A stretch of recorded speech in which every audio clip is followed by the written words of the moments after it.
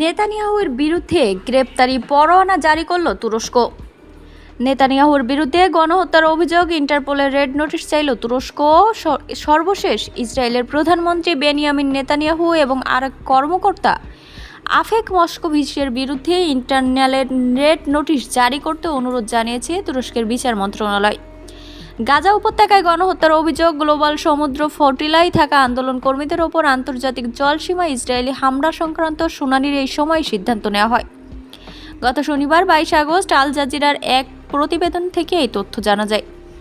এর আগে শুক্রবার তুরস্কের বিচারমন্ত্রী আকিন গুরলেক সামাজিক যোগাযোগ মাধ্যম এক্সে দেয়া এক পোস্টে এই তথ্য নিশ্চিত করেন। তিনি বলেন, গণহত্যার অভিযোগে বেনিয়ামিন নেতানিয়াহু এবং আফেক মস্কোভিচের বিরুদ্ধে গত 14 জুলাই জারি করা গ্রেপ্তারি পরোয়ানার পরিপ্রেক্ষিতে আমাদের আইন মন্ত্রণালয় তাদের আন্তর্জাতিকভাবে গ্রেপ্তারের জন্য ইন্টারপোলের রেড নোটিশ জারির অনুরোধ জানাতে স্বরাষ্ট্র মন্ত্রণালয়কে নির্দেশ দিয়েছে।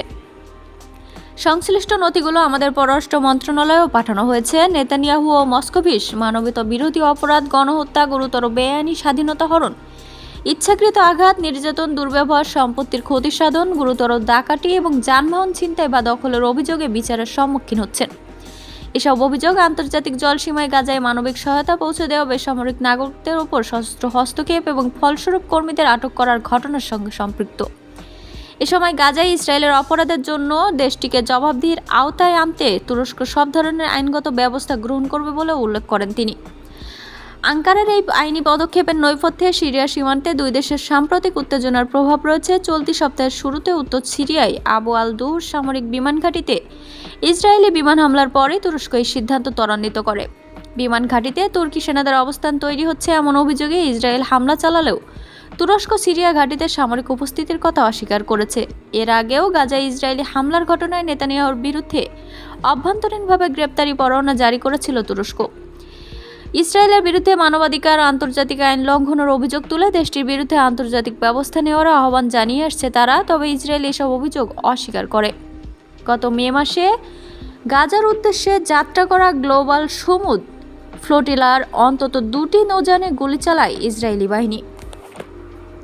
অবরুদ্ধ গাজায় ত্রাণ পৌঁছে দেওয়ার নতুন প্রচেষ্টার অংশ হিসেবে এই বহরটি যাত্রা শুরু করেছিল।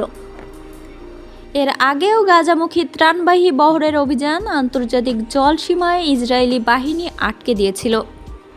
তাছাড়া ফ্লোটিলায় ইসরায়েলি বাহিনীর বাধা দেওয়ার ঘটনায় আন্তর্জাতিক অঙ্গনে ব্যাপক ক্ষোভের সৃষ্টি হয়।